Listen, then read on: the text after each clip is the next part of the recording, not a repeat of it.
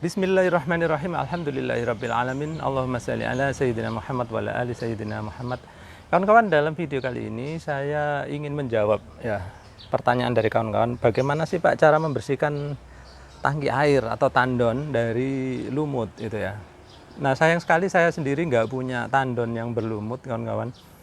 Bukannya apa-apa, tandon saya ada, kawan-kawan, tapi sudah bertahun-tahun itu memang nggak lumutan gitu ya. Jadi kalau kawan-kawan sering nonton video saya udah kasih tahu alasannya kenapa tandon saya itu susah lumutan gitu. Nah, kali ini saya ingin memperagakannya, tapi ya memang nggak ada lumutnya. Tapi apa sih tip-tipnya ya? Tip-tipnya aja dari saya.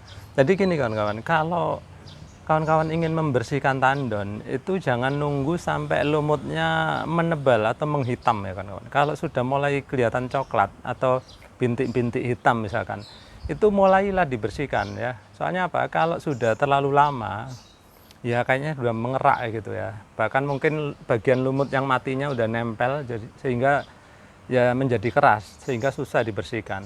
Jadi kawan-kawan itu kalau punya tangki air atau tandon itu perlakukan sama dengan bak mandi ya kawan-kawan.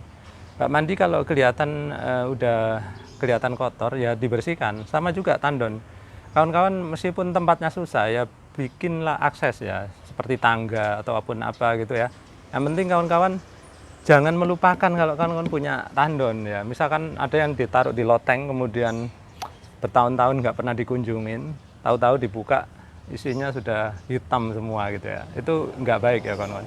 Jadi periksa awalnya seminggu sekali. Kalau seminggu sekali ternyata nggak tumbuh-tumbuh lumutnya, coba sebulan sekali. Setelah 2 bulan dilihat loh kok udah mulai tumbuh lumut. Nah, mulai dibersihkan ya kawan-kawan. Jangan nunggu menghitam mengerak gitu. Nah, kemudian kalau ternyata kawan-kawan mengunjungi tandonnya terus udah mulai berlumut gitu ya, maka mulailah membersihkan. Terus membersihkannya pakai apa? Saya sarankan jangan pakai bahan yang kasar ya kawan-kawan. Kawan-kawan beli inilah spon ya, spon atau mungkin kalau kain bekas gitu kawan-kawan mungkin bisa pakai bekas kaos dalam gitu ya. Bekas kaos dalam itu kan lembut ya. Jadi itu pun gosoknya jangan terlalu keras. Kenapa jangan terlalu keras? Karena tangki air yang modern ya, yang bikinan terakhir-terakhir ini beberapa tahun terakhir itu biasanya dilengkapi dengan lapisan antibakteri. Kalau kita gosoknya terlalu kuat atau material kita gosoknya terlalu kasar, itu bisa menghilangkan lapisan tersebut. Kemudian saya sarankan kalau memang harus pakai sabun, pakailah sabun seperti sabun pencuci piring gini ya. Mereknya terserah kawan-kawan, saya nggak usah sebutin. Terus pakailah spon ya kalau ada. Kalau nggak ada ya tadi itu kaos dalam boleh, tapi yang lembut-lembut ya. Jadi kalau spon itu kan biasanya kawan-kawan beli yang ada warna hijau dan kuning gitu ya. Terus yang hijau kan bagian kasar, kuningnya bagian halus. Pakailah yang bagian halus atau bagian lembutnya, sehingga kawan-kawan tidak sampai menghilangkan lapisan antibakteri. Ngomong-ngomong soal lapisan antibakteri, video saya kali ini didukung oleh Lucky Polytank ya kawan-kawan. Apa saja sih keunggulan dari Lucky Polytank? Ini nanti kita akan bicarakan di akhir video ya. Tapi saya akan memakai Lucky Polytank ini untuk memperagakan ke kawan-kawan bagaimana membersihkan bagian dalam tandon ini. Kalau bagian luar gampang lah ya, tinggal digosok gini. Nanti kita akan bahas apa sih istimewanya Lucky Polytank ini, kenapa kawan-kawan perlu mempertimbangkan untuk kalau beli tandon yang baru ya. Baik, sekarang kita akan mempraktekkan bagaimana sih cara membersihkan bagian dalam dari tangki air ini gitu ya. Nah, kalau tangki air kawan-kawan mungkin ada lantainya luas seperti saya di sini ini, kan airnya enak tinggal dibuang aja, terus tutupnya dibuka. Kalau ada pipanya dibuka dulu. Makanya saya anjurkan kawan-kawan itu sambungan itu pakai watermur ya, sehingga mudah dibuka. Terus kalau udah dibuka dirobohkan dulu ya, seperti ini. Barulah kita merangkak masuk kan. Merangkak masuk ke dalam seperti ini. Baru kita bersihkan ya. Nah, kalau ternyata tempatnya tidak memungkinkan, ya terpaksa kawan-kawan harus masuk ke dalamnya gitu ya. Kalau masuk ke dalamnya ini nggak semua orang bisa kawan-kawan, mohon maaf ya, bukan apa-apa. Tapi ukuran lubang ini itu kan sudah tertentu ya kawan-kawan. Nggak semua orang bisa masuk ke dalamnya. Saya insya Allah bisa masuk ya. Jadi saya akan peragakan masuk ke dalam sini. Oke, ngomong-ngomong soal masuk ke dalam sini kawan-kawan. Yang perlu kawan-kawan perhatikan adalah ini, salah satunya nanti kawan-kawan bisa keluar nggak gitu. Jadi ada beberapa komentar di video saya sebelumnya. Beberapa orang itu ada yang bisa masuk ke tandon ini tapi tidak bisa keluar gitu ya. Jadi mungkin terdengar lucu tapi bagi orang tersebut kenangan yang traumatis gitu ya. Jadi gini kawan-kawan, kenapa sih kawan-kawan susah keluar ketika sudah masuk sini? Kawan-kawan perhatikan ini saya perlihatkan ya. Di sini ini kawan-kawan, cetakannya itu dia mengarah ke dalam. Jadi ini bibirnya mengarah ke dalam sehingga apa? Ini mirip jebakan ikan ya. Apa ya istilahnya, bubu ikan atau apa itu? Jadi ikan yang udah masuk ke dalam bubu itu susah untuk keluar karena bentuk pintu masuknya seperti itu ya. Nah seperti ini. Hingga mau keluar itu tersangkut oleh pintu masuk tadi yang berbentuk kayak ini ya, kayak daun yang diarahkan ke sana. Sama, ini juga mirip ya, mirip bubu ikan itu. Sehingga kawan-kawan yang tadinya udah masuk itu mau keluar itu kesulitan karena tersangkut di sini. Nah itu ada triknya kawan-kawan. Yang pertama ya, triknya apa? Ini kawan-kawan mungkin akan kesakitan ketika keluar karena apa? Memang ini nyangkut kawan-kawan di sini nih. Ya.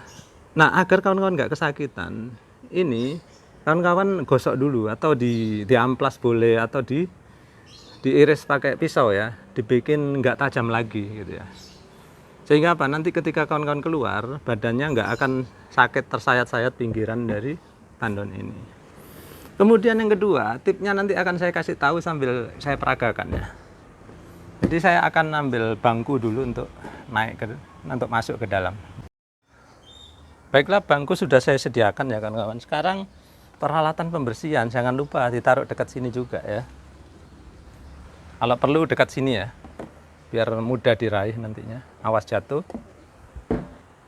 Sini boleh. Kemudian ya kita masuk.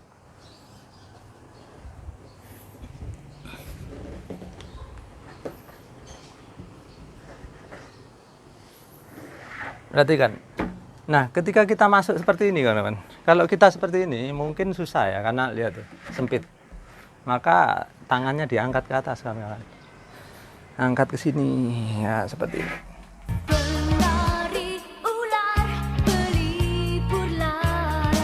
Oke, saya sudah di dalam. Nah, agar bisa keluar, posisi tangan sama kayak tadi, ke atas juga ya. Nah, mudah kan seperti itu. Tinggal kita bagaimana membersihkan di dalam pakai ini. Jadi caranya sambil bawa air ya. Ada yang bantuin lah dari luar, atau kita bawa ember taruh sini, disiram-siram, kemudian kasih sabun, digosok pelan-pelan ya. Jangan terlalu kuat karena apa tadi? Bisa merusak lapisan antibakterinya. Ya untuk gosok kayaknya nggak perlu saya peragakan ya. Sama kayak kita mencuci piring. Lembut-lembut aja gitu ya. Oke, sudah selesai. Sekarang kita keluar. Jadi perhatikan ya petunjuknya tadi, waktu keluar sama dengan waktu masuk. Kalau masuknya itu tangannya terakhir, maka ketika keluar tangannya duluan gitu ya. Kalau udah posisi segini sih udah gampang ya, tinggal mengandalkan kekuatan tangan aja. Nah seperti itu ya.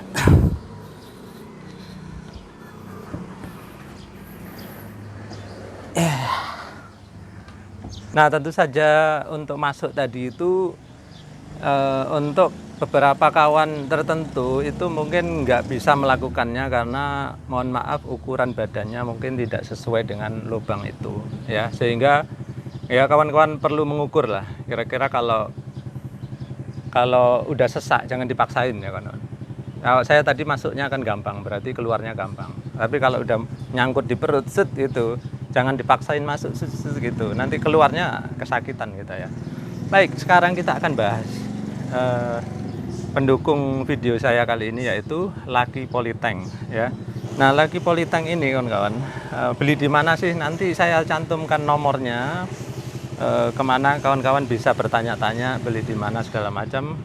Jadi nanti kawan-kawan bisa tanyakan langsung ya. Nah apa keunggulan dari Lucky Polytank ini? itu mereka body desainnya ini udah dipatenkan ya kan. Kalau kalian perhatikan itu, kalau saya lihat ya, yang beda sama tangki-tangki lain, saya nggak tahu ini penting apa enggak ya kalau menurut kawan. Ini bentuknya kayak love ini kawan, berbentuk jantung. Lihat ya. Nah, kalau orang Jawa bilang bentuk waru ya. Kalau orang Inggris bilang heart. Kalau anak-anak muda love katanya.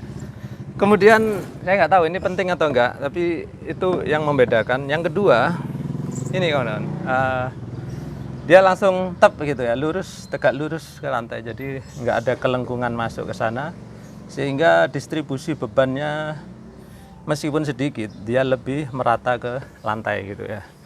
Kemudian satu lagi yang jadi bahan perhatian saya, ini kawan-kawan, posisi lubang di sini ini nggak melengkung gini ya. Pas ada lubang di sini, itu dia dibikin rata. Sehingga apa? Ini meminimalisir terjadinya kebocoran ketika kita memasang mur tangki. Ini mur tangkinya sebetulnya ada, tapi saya lepas untuk nanti kita lihat. Katanya di sini itu berlapis-lapis, benar enggak sih berlapis-lapis? Lalu lapisan apa saja nanti kita akan bahas. Selain memiliki paten berupa bodinya tadi itu yang udah dipatenkan ya kawan-kawan. Lucky Polytank ini juga memiliki paten yaitu antibacterial protection. Jadi kalau kawan-kawan nyimpen air di dalam sini, itu bakterinya bisa mati karena ada lapisan antibakteri di dalam. Nah, seperti saya bilang, saya ingin menunjukkan lapisan-lapisan di Lucky Polytank ini. Ya, di sini tangki saya ini modelnya adalah Lucky Polytank Gold.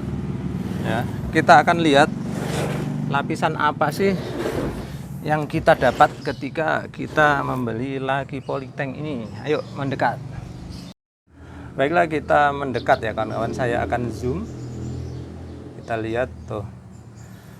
Nah, yang kasat mata oleh kita ini kawan-kawan ada 4 lapisan ya. Yang pertama ini lapisan warna ini, dimana Lucky Polytank Gold ini memakai lapisan warna yang sangat bagus, sehingga dia bakal tahan lama dan dia juga terlindung dari sinar ultraviolet karena dia UV protected ya. Kemudian di dalamnya ada yang warnanya agak abu-abu, itu adalah lapisan foam, di mana dia meredam benturan-benturan sehingga tidak mudah pecah ya kawan-kawan. Kemudian yang lapisan hitam ini adalah lapisan agar dia tidak tembus cahaya kawan-kawan. Sehingga kawan-kawan nanti saya ajak masuk ya, kita coba lihat apakah nanti terlihat gelap gulita di dalam. Karena di sini menurut Lucky Polytank yang hitam ini adalah lapisan tidak tembus cahaya ya. Nah, biasanya kawan-kawan kan ada untuk tidak tembus cahaya itu memakai cat di luarnya ya, katanya pakai cat itu. Nah, di sini nggak perlu dicat kan, karena di dalamnya itu udah ada lapisan hitamnya. Kemudian di dalam ada lapisan putih. Nah, lapisan putih ini untuk memudahkan kita untuk mengecek ya, ini tangki kotor apa enggak sih. Kalau lapisan dalamnya itu warnanya enggak putih cerah, kan kita nggak tahu tuh. Misalkan lapisan dalamnya warna kuning, sedangkan lumut kalau awal-awal tumbuh kan warna kuning, jadi kita nggak tahu itu berlumut apa enggak sih. Tapi kalau putih dalamnya, maka kita mudah membedakan mana lumut mana tidak. Kemudian lapisan yang tidak kasat mata di dalam itu adalah lapisan antibakteri, yang mana dia memakai produk dari Sanitize ya. Produk Sanitize ini adalah produk antibakteri dari Swiss ya kawan. Jadi tidak kelihatan mata, tapi dia ada lapisan di dalamnya, sehingga kawan-kawan seperti saya bilang jangan menggosoknya terlalu kuat, karena lapisan sanitize-nya nanti itu bisa hilang atau terkikis ya kalau kita menggosok terlalu kuat. Sekarang kawan-kawan akan saya ajak untuk masuk ke dalam ya. Ini sekarang siang hari cukup cerah, harusnya kalau dia tembus cahaya maka tidak akan bisa gelap di dalamnya. Ayo kita coba masuk ke dalam. Oke, sekarang kita udah berdiri di dalam. Saya akan jongkok.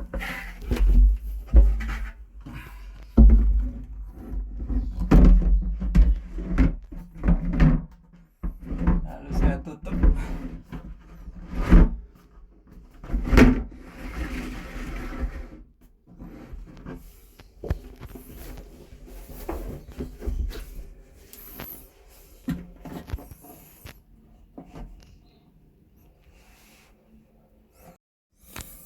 saya akan keluar. Mengerikan juga di dalam. Yeah.